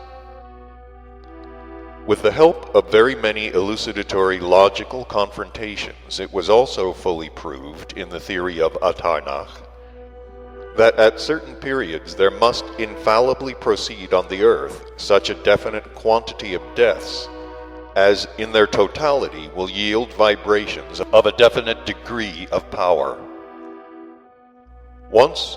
when at a general meeting of the beings members of this society, the earth is equally free for all, this anything but ordinary terrestrial three-brained being, who was also the elected representative from the whole population of the country called Kurdistan, expounded this theory of his very eloquently and in great detail at the request of his fellow members. Then great confusion and agitation proceeded among the members of this society. They were so struck with this theory of his that at first, as is said there, a sepulchral silence prevailed among them for quite a time, and plunged into stupor, none of them could even stir. And only after the lapse of rather a long time, such a great noise and hullabaloo arose among them, as if the saving of each one's life depended on the degree of his excitement and its outer manifestations. The result of it all was that late in the evening of the same day they unanimously decided to elect from their midst several learned beings, jointly to investigate thoroughly the details of this theory which had struck them, and afterwards to make a detailed report upon it to the General Assembly. From the very next day, those elected learned members of the society, the earth is equally free for all, very earnestly set to work to familiarize themselves with the theory of this Atarnach. But to the misfortune of all three-brained beings of future times arising on this ill-fated planet, it turned out that although all the elected learned members were also already advanced in years, and those malignant functions which in the beings of the earth make their being, so to say, jealous and greedy, were almost atrophied in them, yet for various reasons, chiefly owing to their abnormal education, certain of them, it seems, had not yet acquired enough ground to be convinced of the non-actualizability of their dreams, which they owed to that notorious abnormal education of theirs, with the result that they were still not yet sufficiently disillusioned to be able to be fully impartial and just. In consequence of this, from that very same day, as they gradually became familiar with the details of this astonishing theory, they began to get into the state of typical beings of the earth, that is to say, they began to forget the extraordinary hypothesis that had struck them, which was mentioned in that theory, and began gradually to return, as is proper to three-brained beings there, to their former typically subjective and therefore always changeable conviction, and immediately split into two opposite parties. Some of these began without any logical criticism to take convincingly on faith all the hypotheses made in this theory. Others, however, did not fail, as is in general proper to most of the learned beings of the earth, to speak and to prove quite the opposite of these hypotheses. And as a result, they worked themselves up into a state of enmity, not only against the theory of Atarnach, but even personally against him himself. In short, my boy, instead of these learned members who were elected for the detailed study of the theory of Atarnach, helping the other members of their society to get out of their confusion and agitation and to unify their disputes among themselves, they brought still more bewilderment into their notions, and gradually, in the common presence of each separate member of this earnest society, data began to arise automatically for two totally opposite convictions. The first of these convictions was that everything takes place precisely according to the theory of the philosopher Atarnach. That is to say, that there must necessarily proceed wars and civil wars on the earth quite independently of the personal consciousness of men. And the second conviction was that which all the members of the society had already previously had, namely, that if they succeeded in carrying out the program which their society had set itself, this evil also, which proceeded on their planet, might be destroyed root and branch, and everything might proceed in a desirable way. It was just from that time that discussions, quarrels, and disturbances arose among all the members of that society. And in this case also the same began to proceed, as I already mentioned, and as had in general long before become customary there. Those quarrels and disturbances of theirs gradually spread also among the ordinary beings there, in this case to the citizens of the city of Mausolepolis, and were the cause of the inflaming of their abnormal psyche. And I do not know how all this would have ended if the brothers of the Society, the Assembly of the Enlightened, had not also just then arrived there and had not taken a hand in this affair. Thanks to their influence, all the members of this serious society gradually calmed down and started anew, peaceably and seriously, to ponder and deliberate upon just what to do in the future. The result of all their serious deliberations and ponderings was that they unanimously elected Atarnach as their chief director, and begged him to help them to find an issue from this situation.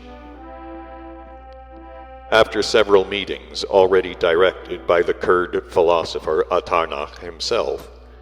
the following categorical conclusion was unanimously arrived at. According to the laws of nature, there must periodically always proceed on the earth, independently of the will of men, wars and civil wars. And this is because during certain periods there is required for nature a greater quantity of deaths. In view of this, we are all with much grief, but with inevitable inner resignation, compelled to agree that by no mental decisions of man is it possible to abolish the shedding of blood between states and within states themselves. And we therefore unanimously resolve to wind up current affairs and everything done by our society, and perforce disperse for home, and there to drag out our inescapable burden of life. It was only after this categorical resolution was proposed, when all the members, without exception, of that indeed serious society decided to begin that same day the complete liquidation of all their affairs. Only then did that, in the opinion held there, truly learned, though very proud and self-loving Kurd Atarnach, ascend the cathedra and speak as follows. My honorable colleagues, I am very sincerely grieved that I have unintentionally been the cause of the dissolution of this great philanthropic undertaking, into which you, the most honorable and wise of all the countries of the earth, have for several years put more impartial and unselfish labor than men of the earth have ever been, or ever again will be able to bear for others. That is, for men quite unknown and indifferent to them. You have labored unceasingly for some years to obtain for the masses the most necessary welfare, and although I too have worked upon my theory for many years, also for people unknown to me, nevertheless it has been the cause of the frustration of your indefatigable labors and benevolent aspirations. The consciousness that it seems that I am to blame for all the misunderstandings which have arisen among you has given me no peace during these last days, and I have been thinking and pondering all the time whether it is not possible somehow to repair this involuntary fault of mine. And so, wise colleagues elected from the whole earth, I wish to share with you the final conclusion to which these deliberations of mine have brought me. If the universal laws I have discovered are opposed to the means you expected might bring a certain happiness to mankind, then, however strange it may seem to you at first glance, if only these same laws be employed otherwise, they might serve for the attainment of this aim we have set for ourselves. Now listen to what we must do to attain this aim. The results of my researches clearly prove that nature requires that at certain periods a certain number of deaths should take place on the earth. And at the same time, I have succeeded in making clear that for the needs of nature it is indifferent which deaths these are, whether deaths of people themselves or deaths of the lives of other forms of beings. From this it follows that if the number of deaths required by nature is made up of the deaths of other forms of lives on the earth, then obviously the need for the number of deaths of men themselves will thus be of itself correspondingly reduced. And it will be quite possible to attain to this if all the members of our society continue to work with the same intensity, only not with the aim of realizing our former program, but of reviving upon the earth, on a larger scale than before, the ancient custom among men of offering sacrifices to the gods and saints by destroying the lives of other forms. When this proud Kurd had finished speaking, there arose among the members of the society, "The earth is equally free for all," an astonishment and agitation not less than on the occasion when he had first expounded his famous theory. For nearly 3 days and 3 nights following that memorable day they scarcely adjourned. But in the halls that had been put by the citizens of Mausolepolis at the disposal of this all-planetary society of men beings, there was a continuous rumble of discussion and deliberation. At last, on the 4th day, an official general meeting was convened, at which, by general consent, a resolution was carried to do in the future also everything exactly as should be indicated by the great Kurd, the philosopher Atarnach. And on that same day, the name of that society was changed. Some days later, the members of that society, now under the motto, "The earth only for men," dispersed from the city Mausolepolis to their native countries, where under the general instructions issuing from the philosopher Atarnach, they so acted that among the populations of the continent Asia the idea should be strengthened and again take root of making themselves agreeable to their gods and idols by killing beings of different forms. And indeed, afterwards, when they began to actualize in practice this new program of theirs, there very soon began to be re-established among the beings all over the continent Asia the custom of offering sacrifices to their fancied saints by the destruction of the existence of various weak and stupid one-brained and two-brained beings there. From the beginning, the members of this new society, the earth only for men, began to actualize this task of theirs for the most part through what are called the clergy of that religion, which was formed upon the teachings of Saint Mohammed, and which at that period was very widely spread over the whole continent Asia. And this custom was adopted this time on a larger scale than it had been, when, at the request of the angel Luisos, I descended there to try to do what I could to destroy that same custom among the three-brained beings there, which seemed at that time to his conformity very undesirable for cosmic phenomena of a greater scale. Because during all this time, the number of your favorites had greatly increased, and consequently the number also had increased of those anxious to give pleasure to their fantastic idols. The destruction of the existence of other forms of beings was resumed there,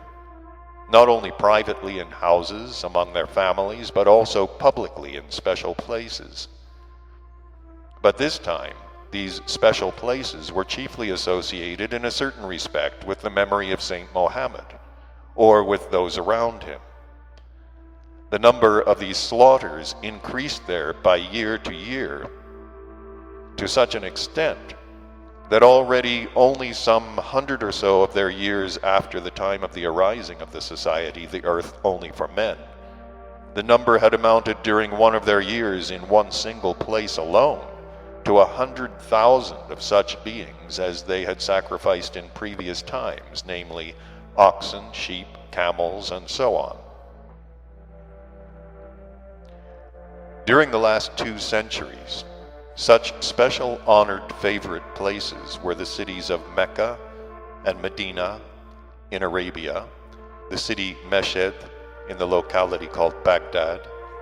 and environs of Yeninishlach in Turkestan, and several others. In a word, there on the continent Asia, blood again flowed like a river. These sacrificial offerings were most frequent during the Mohammedan feasts called Bayram and Qurban, and likewise during the Christian feasts existing there under the name of Shrovetide, St. George's Day, and so on. In this way, my boy, afterwards, when thanks to the strenuous efforts of the members of the Society the Earth Only for Men, there had again been implanted in three-brained beings there such an abnormality, then these terrible processes of theirs began indeed to proceed there less often and on a smaller scale. And through this, the sporadic, relatively great what is called mortality was diminished. Yet the general mortality of the three-brained beings was not only not reduced by this, but even increased, since owing to the continued progressive deterioration of their being existence,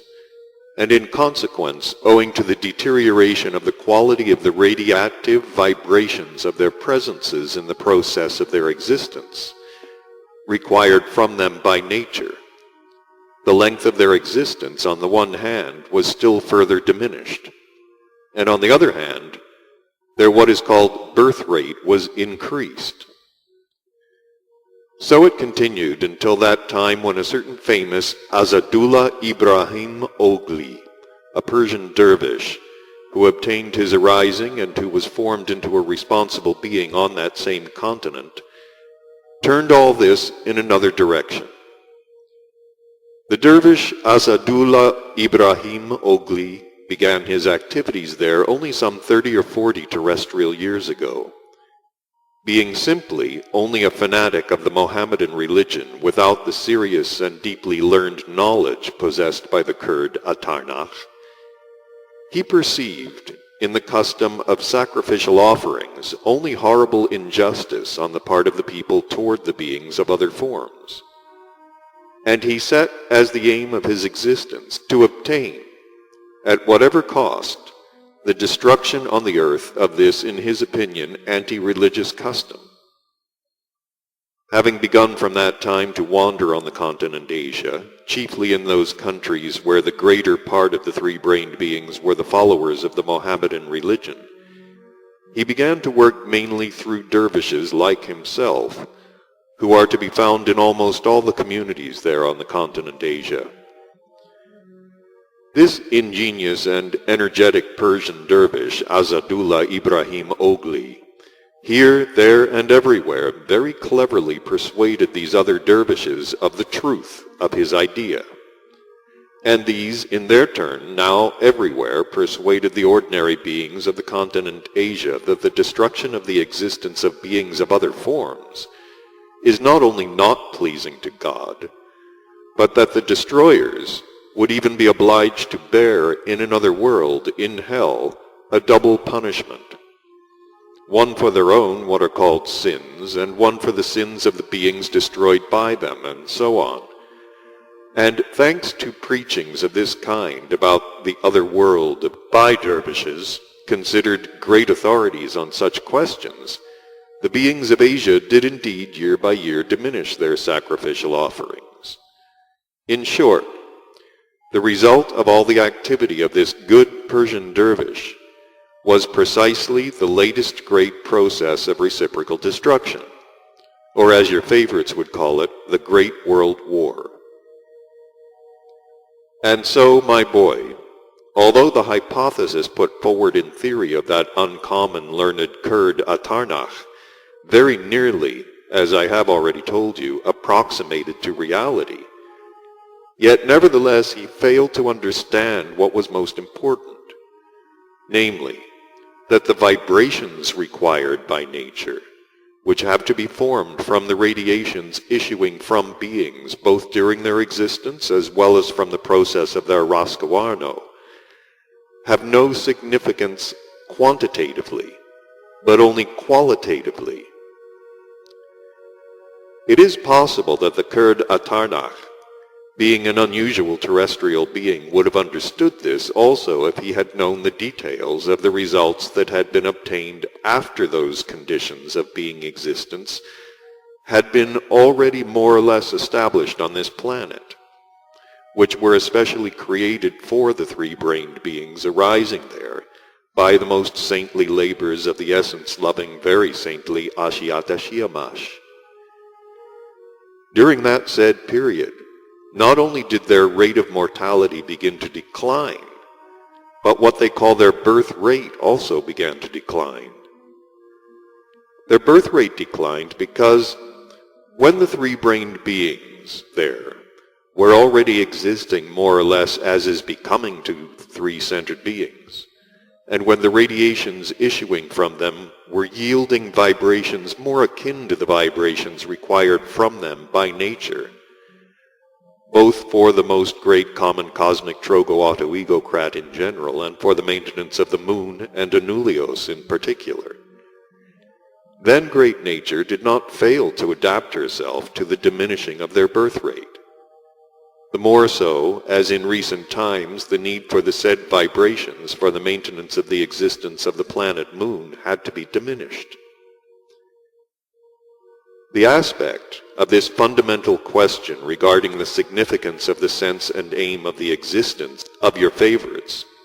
is so important for the understanding of a great deal that proceeds there on earth, and by the way also of the question touching the causes of war, that I consider it necessary to refer to it once more. I first learned that the destiny of beings arising on this planet of yours is chiefly to elaborate, by means of the process of their existence, the vibrations required by nature for the maintenance of those former parts of the planet now called Moon and Anulios. When, do you remember, I became worthy personally to converse for the second time with his conformity, the then still angel but now archangel Luisos. His conformity then told me that although the movements of both former parts of the planet Earth were now already finally regulated with the general harmony of the movement, and that every kind of apprehension of some or other surprise in the near future had absolutely vanished, yet to avoid any possible complications in the distant future, it had been explicitly decided by the Most High, most sacred individuals to actualize the corresponding on the planet for the formation of what is called the sacred Askokim, so that this sacred cosmic substance required for the maintenance of that planet's former parts might continuously issue from that planet. And further, His Highness also explained that this cosmic substance, the sacred Askokim, exists in general in the universe chiefly blended with the sacred substance Abrustonis and Helkdonis, and hence that this sacred substance Askokim, in order to become vivifying for such a maintenance, must first be freed from the said sacred substance Abrustonis and Helkdonis. To tell the truth, my boy, I did not at once clearly understand all that he then said, and it was only later that I came to understand it all clearly,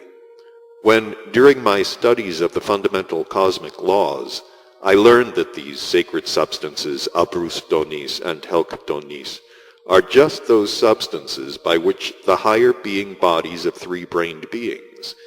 namely the body Kesdjan and the body of the soul, are in general formed and perfected. And when I learned that the separation of the sacred Askokin from the said sacred substances proceeds in general when the beings, on whatever planet it might be, transubstantiate the sacred substances Abrustonis and Helkdonis in themselves, for the forming and perfecting of their higher bodies by means of conscious labors and intentional sufferings. And when I had become interested in these favorites of yours and had begun to observe and to study their strange psyche, Only then did I finally understand to which end both great nature herself and the most high and most saintly individuals always patiently adapt themselves to everything. And concerning this, the following personal opinion was formed in me. That if these favorites of yours would at least properly ponder over this and serve nature honestly in this respect, then perhaps their being self-perfecting might, as a consequence, proceed automatically, even without the participation of their consciousness. And in this case, the poor nature of their ill-fated planet would also not have to puff and blow in order to adapt herself to remain within the common cosmic harmony. But unfortunately for everything existing in the megalocosmos, there is no honesty in your favorites, even in respect of the fulfillment of their duties to nature, not even to that nature to which, strictly speaking, they owe their very existence. As regards the absence of honesty in your favorites in the fulfillment of their duty towards nature, I have just now remembered a very wise sentence of our incomparable teacher Mullah Nasr ad-Din, which in the present case justifies its hidden meaning. He once said, "Plague and cholera are, at any rate, less ignoble than human honesty, since people with a conscience can at least live at peace with them." And so, my dear Hussein, when it appeared that the instinctive need for conscious labor and intentional suffering in order to be able to take in and transmute in themselves the sacred substances Abrustonis and Helketonis, and thereby to liberate the sacred Askokin for the maintenance of the moon and Anulios, had finally disappeared from the psyche of your favorites, then great nature herself was constrained to adapt herself to extract this sacred substance by other means, one of which is precisely that periodic terrifying process there of reciprocal destruction. Here, for the correct valuation of your contemporary favorites, it will be apropos to remind you that after the action of the organ Kundabuffer had been destroyed in the three brain beings of your planet, the first generations very soon learned that a certain cosmic substance had to be transformed through them, and that their assistance in this transformation was one of their chief being duties. Do you remember, I have told you, that the beings of the continent Atlantis even considered this being duty of theirs as sacred, and called it Amarlus, which in their language means help to the moon. The three-brain beings of the continent Atlantis of that period, namely the period then called the Samliosian civilization, even devised and very strictly practiced certain customs that greatly contributed to the fulfillment of those being duties as productively as possible. The beings of the continent Atlantis even very wisely and expediently devised the fulfillment of these two being duties, namely the duty of perfecting of their higher bodies and the duty of serving the most great cosmic Trogo-Autoegocrat by uniting them into one and performing them simultaneously. And this union they organized in the following way. In every populated locality, and even in separate districts of these localities, three very substantial, indispensable special buildings were erected there. One for the beings of the male sex was called Agura-Krostini. The second building, specially for beings of the female sex, was called Gineko-Krostini, and the third, for such beings as were then called the middle sex. This sacred building was called Anoro-Pario-Nikima. The first two of these substantial buildings were then considered sacred by the beings of the continent Atlantis, and these buildings were for them the same as their temples, churches, chapels, and other sacred places are for the contemporary beings of the earth. When I descended for the first time on that planet, and was on the continent Atlantis, I personally visited certain of these buildings and at the time became very well acquainted with their purpose. In the male temples, namely in the Agurocrostini, beings of the male sex of the given locality or of the given district performed in turn corresponding mysteries, while in the special state called self-remembering. The beings of the continent Atlantis had a definite notion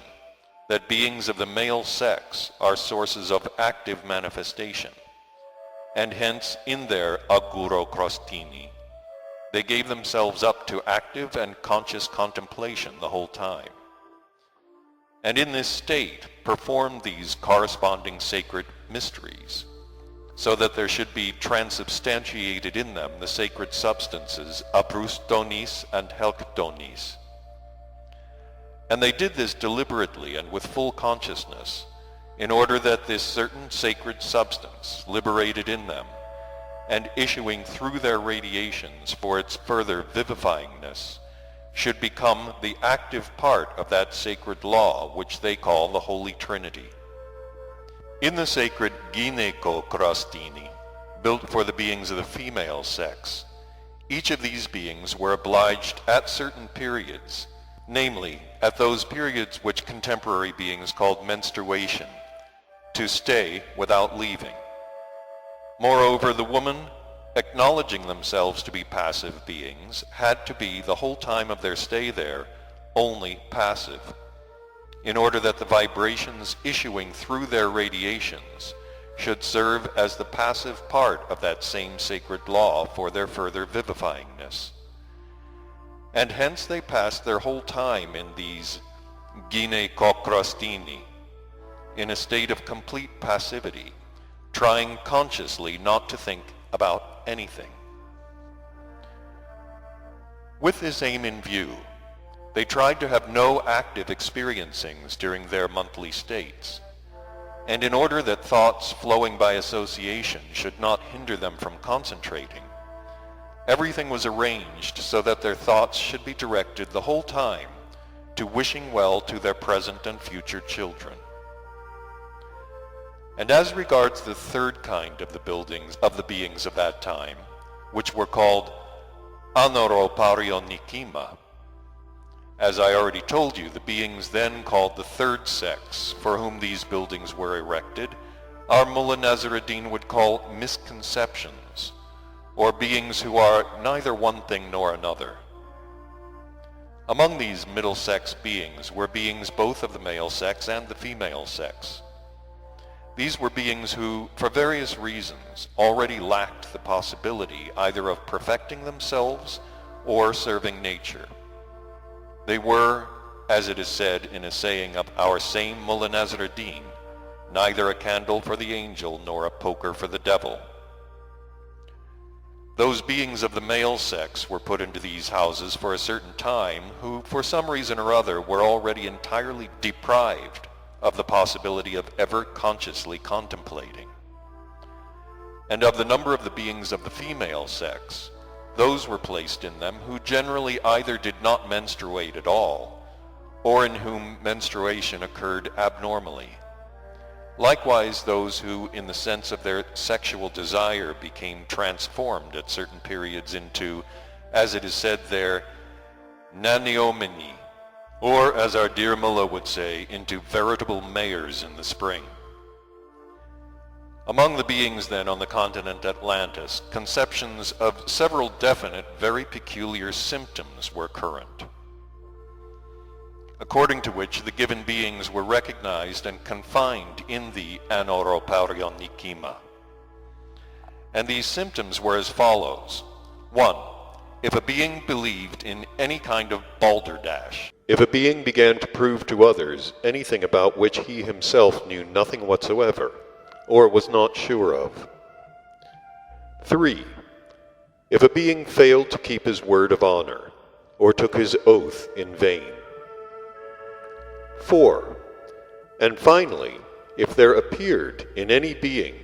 tendencies to spy upon the others, and to be occupied with tuksu kef. But the most conclusive symptom of all was when that property appeared in somebody which was then called moyosul, and which contemporary beings also consider an illness and call hemorrhoids. In these anoroparionikima, beings of this kind were obliged to remain without stirring from them during those periods indicated by the surrounding beings. But they were under no compulsion to do anything, but existed as they liked. In regard to them, there was only one aim, that they neither met nor spoke with normal beings of the given locality. Such beings were then confined in these buildings because, according to the notions then, they, at certain periods of the month, thanks to these various taints of theirs, interfered by their radiations with the quiet and regular existence of the surrounding beings. Yes, indeed, my dear boy, beings of the later period of the existence of the continent Atlantis had already many very good customs for normal being existence. But as regards the contemporary beings of your planet, one can only pity them, because, owing to the second great calamity to their ill-fated planet, the said continent with everything upon it entered into the planet, and with it there disappeared also all those good customs for ordinary existence which had gradually during long centuries entered into the process of their ordinary existence. After that continent of Atlantis had perished,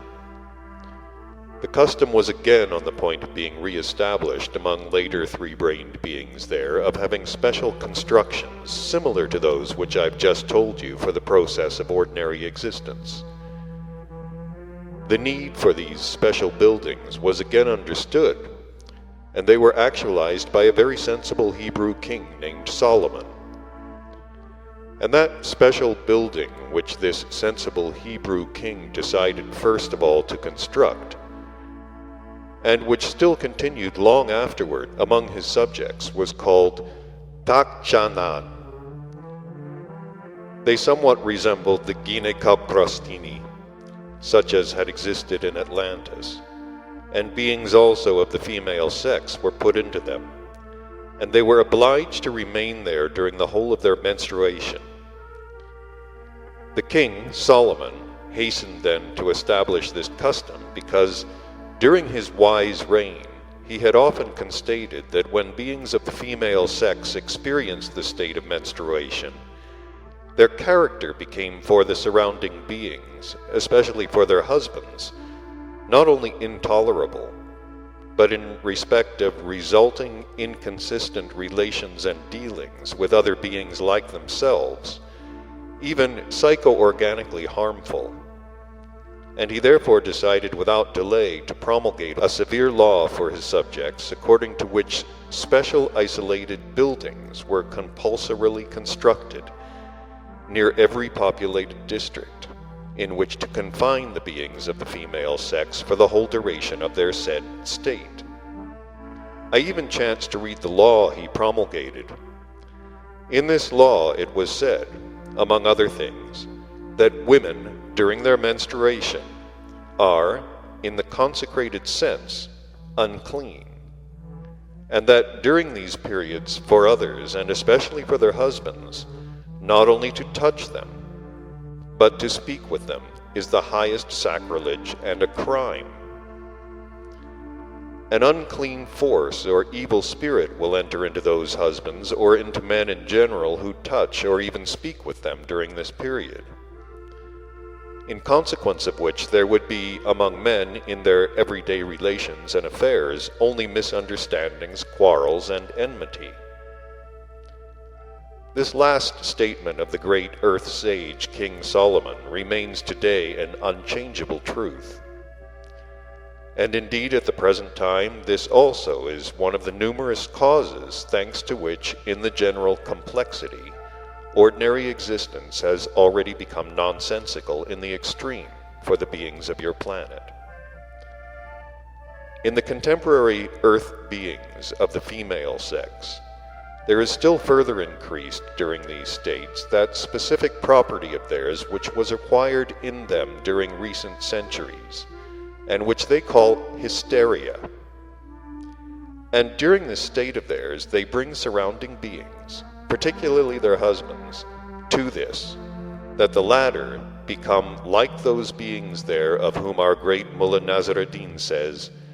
the purpose of their existence is to be the victims of leeches. And indeed it is only because the contemporary beings of the female sex go about freely during menstruation that many contemporary beings of the male sex not only can never have good and kind relations with each other, but on account of this very frequently become genuine what are called later repenting blasphemers. This favorable custom created by the wise King Solomon existed among the Hebrew people for a considerable time, and would certainly have been spread all over the earth also, had it not been for that specific property of the beings there about which I have also already once told you. Namely, when this Hebrew people, as usually happens there, had fallen from their greatness and were despised and persecuted by the beings of other communities, who, on account of the impulses of jealousy and envy of all those higher than themselves, hated her in the days of her greatness and power, which impulses had already become inherent in the three-brained beings of your planet, then these beings of other communities, of course, also despised all the indeed good customs which they had already had. That is why this good custom was not only not spread further, but gradually also owing to their other characteristic properties, which I've already sufficiently explained to you, that is to say, owing to the fact that this Hebrew people had themselves fallen under the influence of other communities which had become great, and had followed their examples, this good custom began to be despised, and was ultimately forsaken and forgotten by the very founders themselves. At the present time, this custom exists there, only among a very small community to be found in the mountains of the Caucasus and bearing the name Kevsuri. Just those same Kevsuri who give many scientists there no sleep because of the problem of the origin of that small community. As regards your favorites also destroying the good customs for ordinary existence already existing on their planet and attained by their ancestors, we must, like it or not, again express our condolence with poor nature there, who must always be adapting and readapting herself. And concerning a misfortune of this kind, for their nature, our very dear teacher, the peerless Mullah Nasr ad-Din, has also some very wise sentences. Namely, in similar misfortunes, he sometimes says, if you're unlucky in life, you may even be infected by your grandmother with venereal disease. Or sometimes he also says, "Oh, you unfortunate creature! Your mother must have sung an Armenian ballad while you were being born." Even the interpreter of Russian wisdom, Kuzma Prutkov, has good sayings for such a case. The unluckiest among us is the fir cone, because every makar stumbles over it. I repeat, this unfortunate nature of the planet Earth must continuously and without respite adapt herself to manifest always otherwise, and yet again otherwise, so as to remain within the common cosmic harmony. In order that you may represent to yourself and understand well in what way unfortunate nature there so adapts herself, that there should be obtained what is called the equilibrium of vibrations required from this planet for the common cosmic harmony, I shall explain to you only about one fact which is just now being actualized there, that is to say, subsequent to that process of theirs which they called the World War. It was plainly owing to the fact that during the said process what is called poison gas was invented by beings called Germans, and what are called special rapid-fire machine guns by beings called Englishmen, that the amount of Rascahuarnos, or deaths, unforeseen by nature took place on this occasion, and in a far greater quantity than was then required by her. Or, as the candidates for Hasnamus there, namely the commercial businessmen, would say, overproduction occurred in respect of the deaths of the three-brained beings required there. In consequence, nature there had again to begin from that moment to puff and blow, and as is said there, jump out of her skin, in order to correct this unforeseeingness and adapt herself once again in a corresponding manner. This time, from what I myself learned for certain during my last stay there, and also from the intimation communicated to me by etherogram, great nature there is evidently about to increase, for future times, the birth rate of other forms of beings there. I noticed in the cities Petrograd and Tiflis, situated in the large community Russia, of which community more beings perished than of any other during that world war of theirs, that kind of quadruped being, which as a rule never appeared there, namely the quadruped beings which hate people and which are called wolves, were already prowling in the streets. In the information communicated to me by etherogram, it was said, among other things, that in the same large community Russia, the birth rate of beings of the kinds of rodents called mice and rats had increased to such an unprecedented extent that at the present time they are beginning to devour most of the stored provisions of the beings of the said community. It was further conveyed in the same etherogram that the power-possessing beings of the community Russia had applied to the beings of another European community to undertake the destruction of the existence of those small beings, mice and rats, which had multiplied among them, in return for which they promised to pay them as much money as it would cost. Though a temporary reduction of the numbers of these poor rats and mice may be obtained by various means at the disposal of those specialists in the destruction of the existences of others, yet the beings of the other communities will possibly not quite consent to this gratis. To pay in money, however, this the beings of that Russia who promised it will of course not be able to do, since it might cost them in money much more than their last war. And to get money from the same sources from which they drained it during the great process, our dear Mullah Nazar ad-Din says, as to this, nothing doing. Even a donkey can understand that peasant flesh costs nothing in peacetime. Having said this, Beelzebub became silent and began to look expectantly at his grandson, who, as if talking to himself, very sadly, in a tone full of despair, said, "How will it all end? Is there really no way out at all? Must these unfortunate souls who were formed on that unfortunate planet really remain eternally unperfected and be endlessly coated into various planetary forms and everlastingly toil and moil on account of the consequences